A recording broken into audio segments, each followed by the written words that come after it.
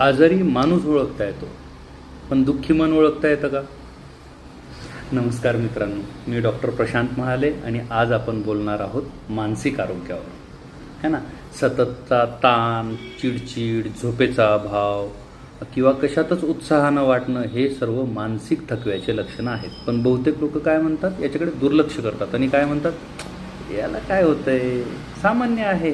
हे सामान्य नाही. मुळातच मेंटल हेल्थ बिघडणं म्हणजे काही वेड नाही. तर डोक्यातनं हे काढा की मी काय वेडा झालो आहे का, असं काही नसतं. जसं शरीर आजारी पडतं तसंच आपलं मन आजारी पडू शकतं.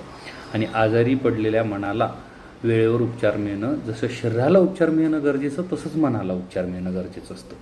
चांगली गोष्ट ही आहे की आपल्या गोविंद क्लिनिकमध्ये होमिओपॅथी वापरून नैराश्य, चिंता, झोप न येणे, चिडचिड, भीती वगैरे वगैरे वगैरे अशा लक्षणांवर साईड इफेक्टशिवाय उपचार होतात.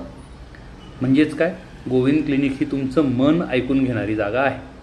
म्हणून कुणाला जर यातले काही त्रास असतील तर या एकदा भेट द्या, तुमचं मन मोकळं करा. बऱ्याचदा औषधाची आवश्यकता नसेल तर फक्त काउन्सिलिंग केली जाईल, औषध दिले जाणार नाहीत.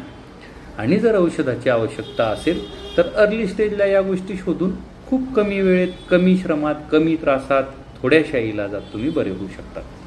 सो मित्रांनो, स्वतःकडे लक्ष द्या, स्वतःच्या शारीरिक आणि मानसिक हेल्थकडे लक्ष द्या. त्यासोबतच तुमच्या कुटुंबाच्याही शारीरिक मानसिक आरोग्याकडे लक्ष द्या.